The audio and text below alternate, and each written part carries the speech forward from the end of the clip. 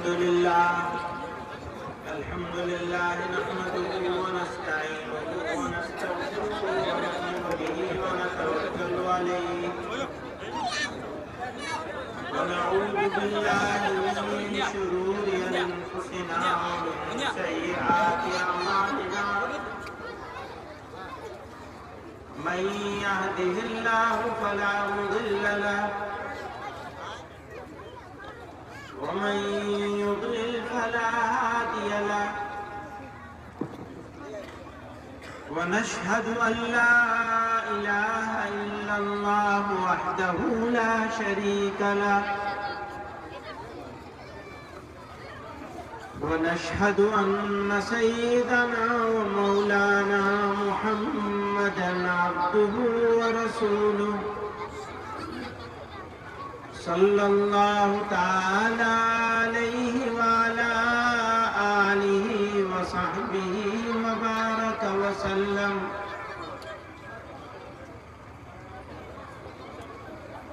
بزرگوں اور بھائیوں، نوجوان ساتھیوں، اللہ تعالی نے اپنے فضل سے اپنی بے شمار پیدا کی ہوئی چیزوں میں ہم کو انسان اشرف المخلوقات بنایا، سب سے اونچے درجے کی مخلوق بنایا، اور انسان بھی ایسا بنایا کہ کوئی کمی نہیں چھوڑی۔ دیکھنے کے لیے آنکھیں، سننے کے لیے کان، بولنے کے لیے زبان، دل، دماغ، جگر، معدہ،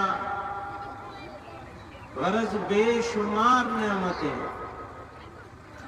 اتنی نعمتیں جن کی ہم گنتی نہیں کر سکتے، ہم کو عطا فرمائے، اور اپنی نعمتوں کی تکمیل کر دی، ایمان عطا کر دی۔ ہم انسان ہوتے، ساری نعمتیں ہوتی، لیکن ایمان سے محروم رہ جاتے تو ہمارے انسان ہونے کا کوئی فائدہ نہ ہوتا، بلکہ نقصان ہو جائے کہ کوئی انسان ہو اور ایمان سے محروم ہو، یا مرتے وقت ایمان سے محروم ہو جائے، موت ایمان پر نہ آئے تو اس کا سب کچھ برباد ہے۔ انسان ہونے کا فائدہ ہی تب ہوگا جب زندگی ایمان پر گزرے اور موت بھی ایمان پر آ جائے۔ جناب رسول اللہ صلی اللہ علیہ وسلم نے فرمایا، جیسی زندگی، جیسا جیون، ویسی موت۔ اچھی زندگی ہوگی تو اچھی موت آئے گی، اچھی موت آئے گی تو اچھی آخرت۔ ہماری زندگی اس دنیا کے لیے نہیں ہے، ہماری زندگی آخرت کے لیے ہے۔ یہ دنیا کی زندگی، جناب رسول اللہ صلی اللہ علیہ وسلم نے فرمایا کہ یہ جو دنیا ہم کو عطا کی گئی ہے، آخرت کے لیے عطا کی۔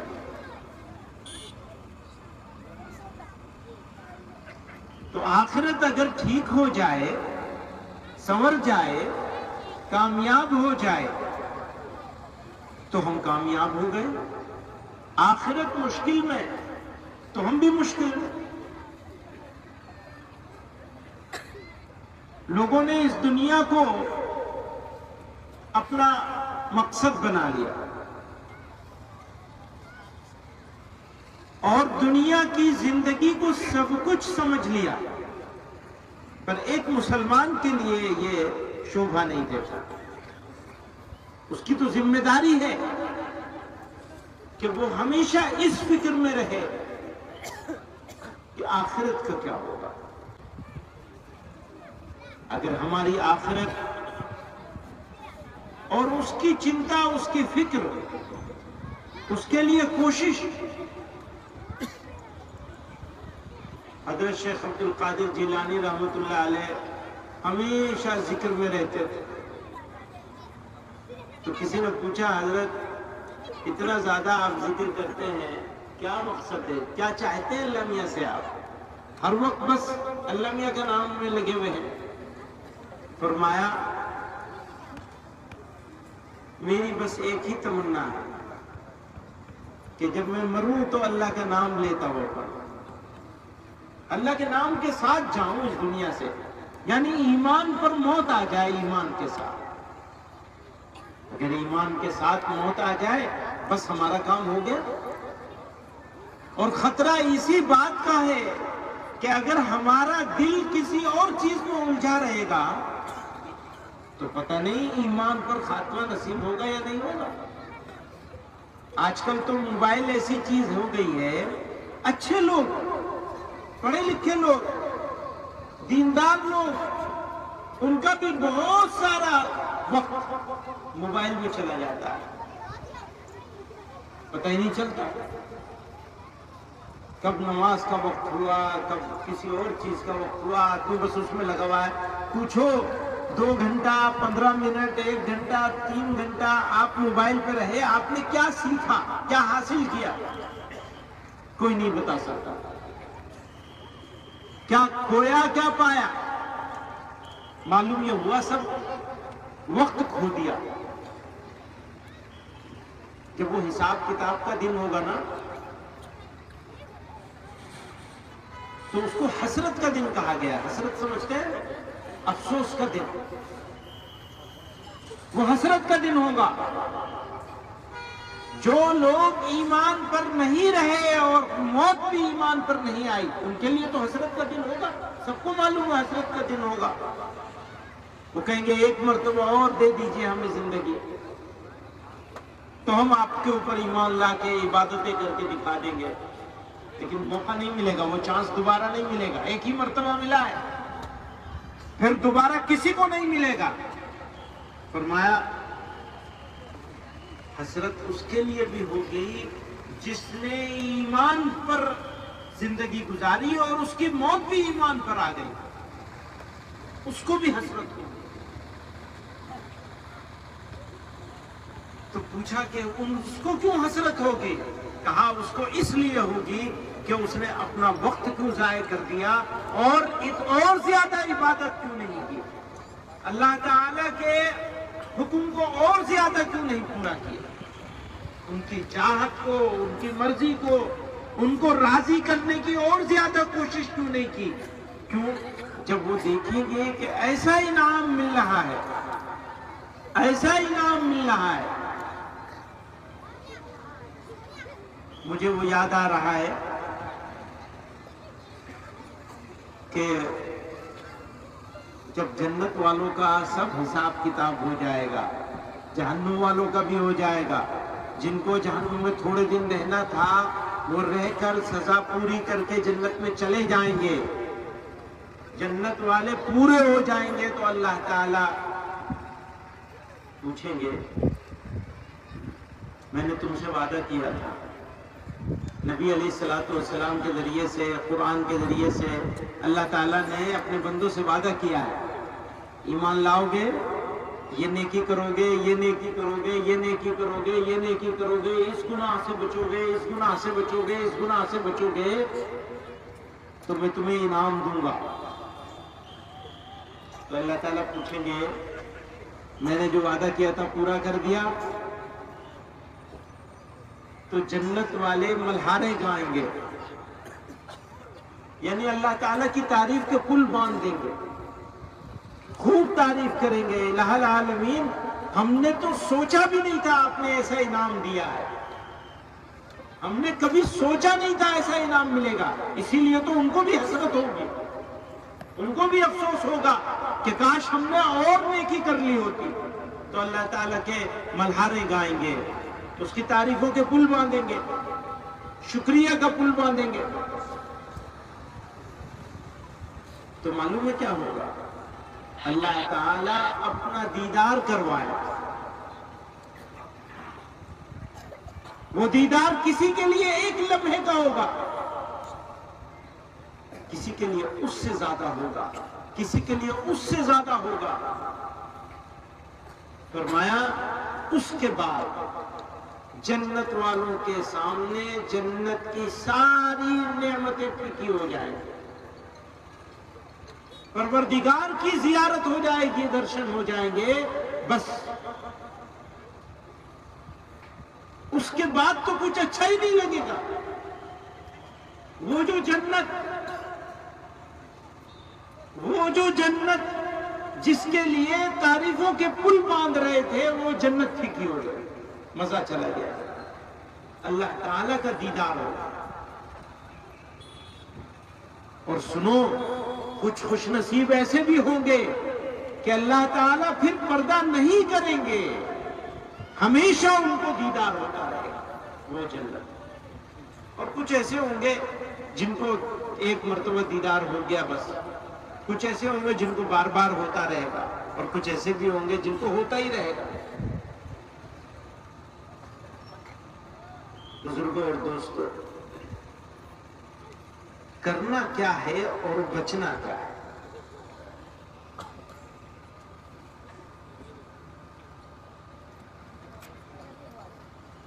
دیکھیے، لمبی بات کا کوئی فائدہ نہیں ہوتا.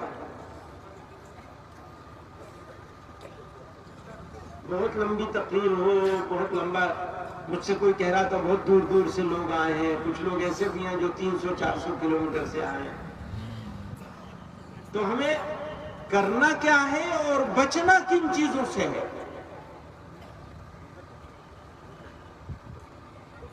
الحمدللہ یہاں علماء موجود ہیں.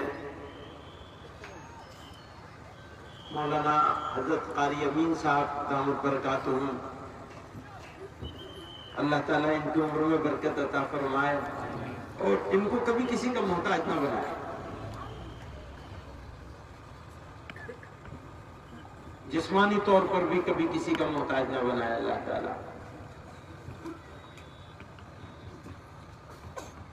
تو آپ کو یہ تو معلوم ہوتا رہتا ہے کہ کیا کام اچھا ہے، کیا کام برا ہے.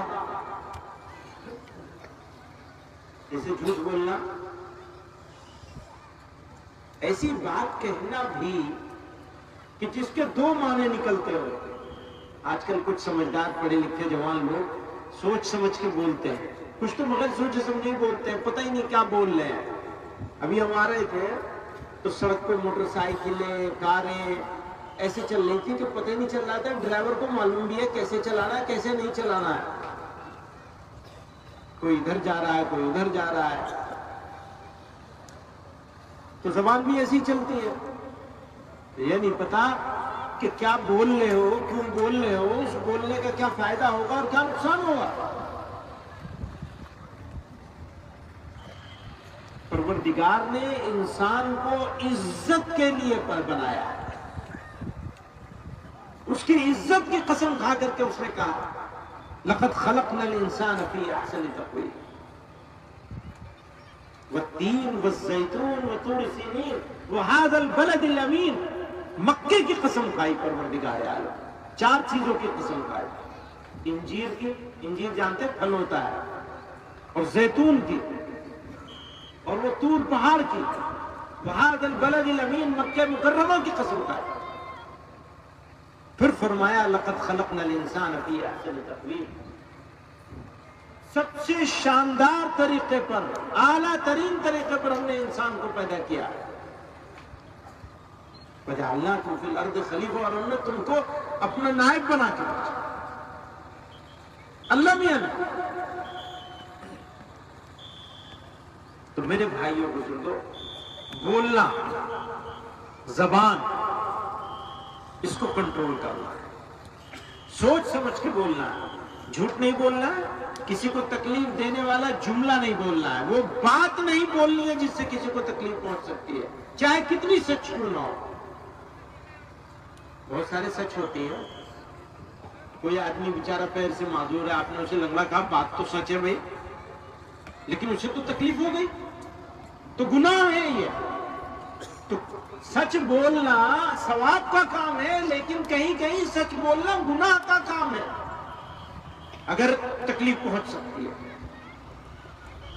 اور بھی بہت ساری مثالیں ہیں اس کی. جھوٹ نہیں بولنا ہے، کم از کم جھوٹ بولنے سے بچنا ہے. اور جب زبان کی بات ہے تو ایسی بولو جس سے سامنے والا خوش ہو جائے، وہ کوئی ہو، وہ مسلمان ہو یا غیر مسلم ہو. اگر آپ کو کوئی بات بولنے سے کوئی انسان خوش ہو سکتا ہے تو یاد رکھیے گا اللہ تعالی خوش ہوگا.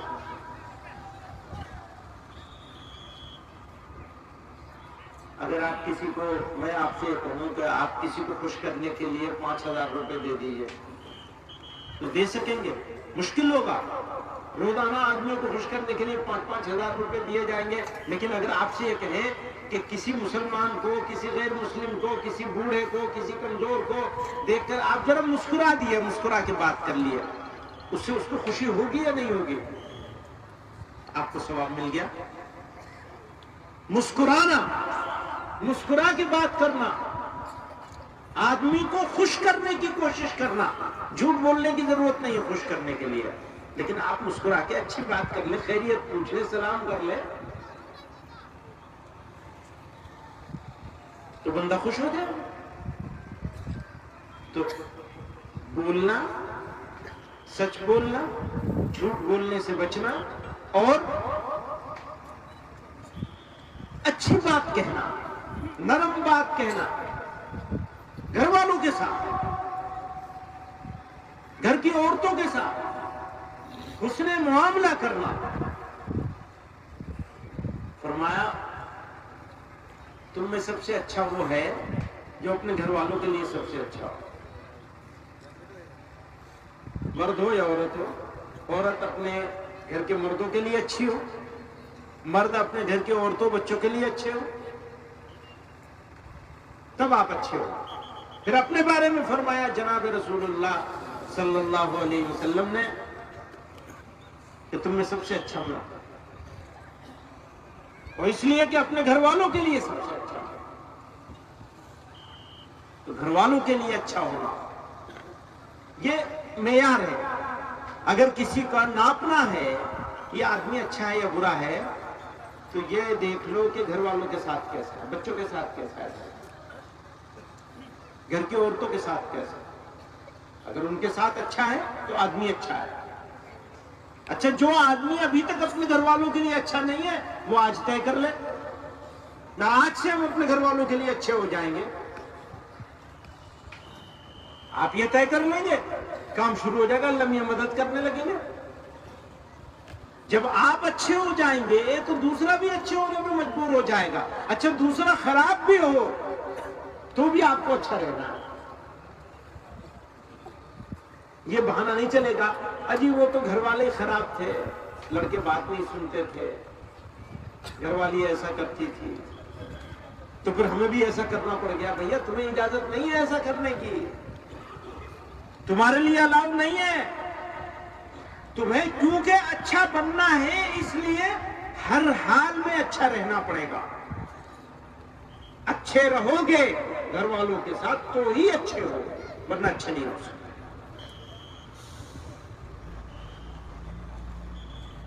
بچوں کی تعلیم پر توجہ دینی ہے. بچوں بچیوں کی تعلیم،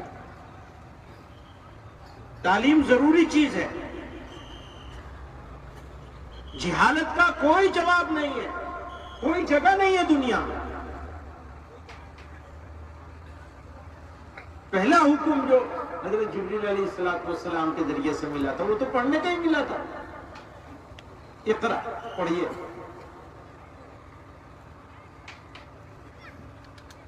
تو مسلمان اللہ کو مانتا ہے، اللہ کے رسول صلی اللہ علیہ وسلم کو مانتا ہے، اور ان کے احکامات کو مانتا ہے، تو بات بھی ماننی پڑے گی. بات مانیں گے تبھی ماننے والے کہلائیں گے. اجی ہم تو مانتے ہیں لیکن بات نہیں مان سکتے. اب کیسے ہم بتاؤ جھوٹ بولنے سے کیسے بچ جائیں گے؟ ہوتا نہیں جی ہم سے. اجی غصہ آ جاتا ہے تو مار پٹائی کر لیتے ہیں گھر کے لوگوں کے ساتھ. اب یہ تو ہوتا نہیں ہمارے سے. اب ہم تو مضبوط ہے نا جی. نہیں، آپ کمزور ہیں. آپ اگر مضبوط ہیں تو غصے کو برداشت کرنا سیکھیے. جب غصہ آ رہا ہو اور طاقت بھی ہے آپ کے پاس، ڈنڈے سے آپ پٹائی بھی کر سکتے ہیں کسی کی. آپ کو غصہ بھی آ رہا ہے، اس وقت میں آپ بیٹھ جائیے، وضو کر لیجیے، غصے کو چھوڑ دیجیے، تو آپ پہلوان ہیں. پہلوان وہ نہیں جو بہت طاقت رکھتا ہو، 2 آدمیوں کو اٹھا کے پٹخ دیتا ہو، وہ پہلوان نہیں ہے. پہلوان وہ ہے جو غصے کے وقت میں اپنے غصے کو پی جائے. یہ ہے کمال آپ کا. اگر آپ انسان ہیں اور مسلمان ہیں اور جناب رسول اللہ صلی اللہ علیہ وسلم کے ماننے والے ہیں، نام لینے والے ہیں، تو غصے کے وقت میں اپنے غصے کو قابو کر کے دکھائیے. اس کی پریکٹس کیجیے، اس کی کوشش کیجیے، اس کا دھیان رکھیے. اگر آپ اپنے غصے کو قابو کر سکتے ہیں، یا کم سے کم اپنے گھر والوں کے سامنے تو غصے کو قابو کریے، پڑوسی کے سامنے تو غصے کو قابو کیجیے.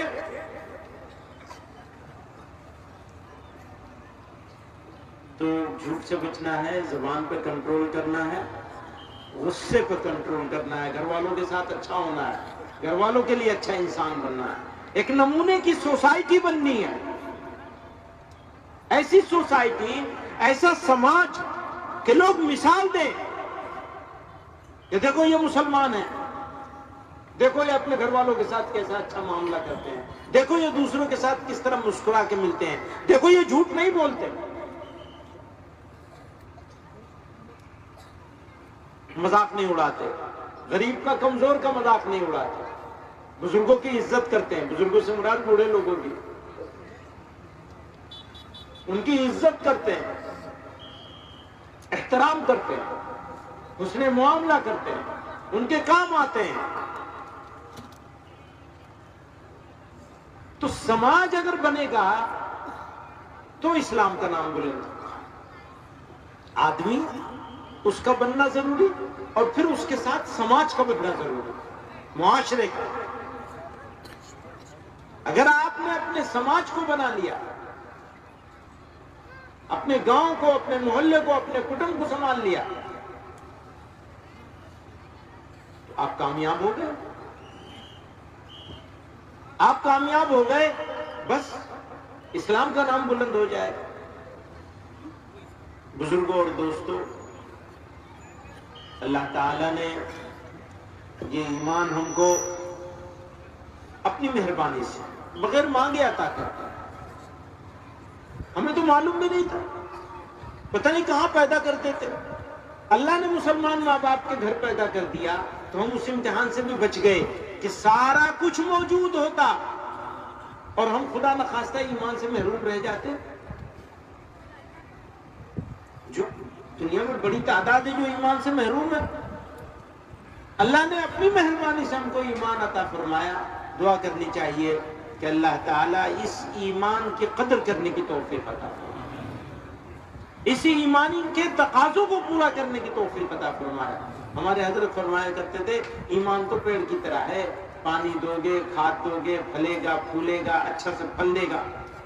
چھوڑ دو گے پھل کم ہو جائیں گے، اس میں تیزاب ڈال دو گے تو سوکھ جائے گا.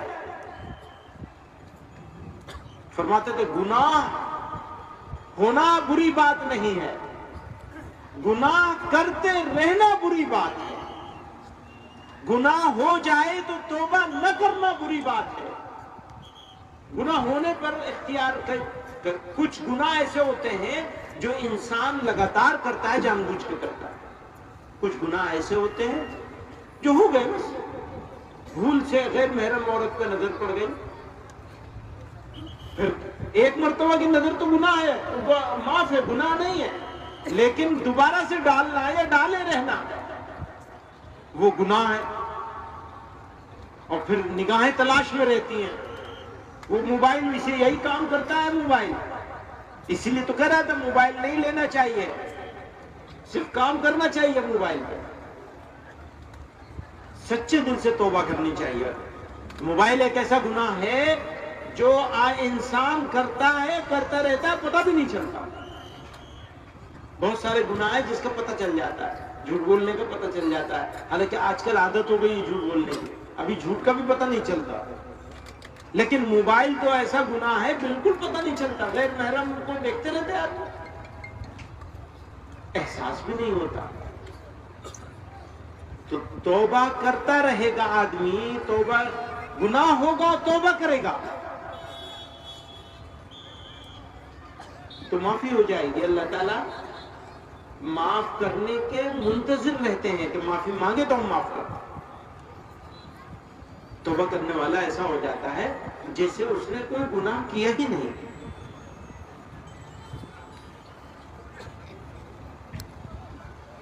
تو بزرگوں اور دوستوں، یہ کہ جی ہماری زندگی تو بہت گناہوں کی زندگی، ہاں جی بہت گناہوں کی زندگی ہے، لیکن توبہ کریں گے تو آپ بالکل پاکیزہ ہو جائیں، اللہ والے ہو جائیں. گناہ کرنے سے پہلے جب آدمی نیکی کا کام کر رہا ہوتا ہے تو جس مقام پر ہوتا ہے، گناہ کرنے سے اس کا مقام گر جاتا ہے، نیچے چلا جاتا ہے. لیکن توبہ کرنے سے جس مقام پر پہلے تھا اللہ تعالیٰ اس سے بھی اوپر مقام پہ پہنچا دیتا ہے. اتنی شاندار چیز ہے توبہ.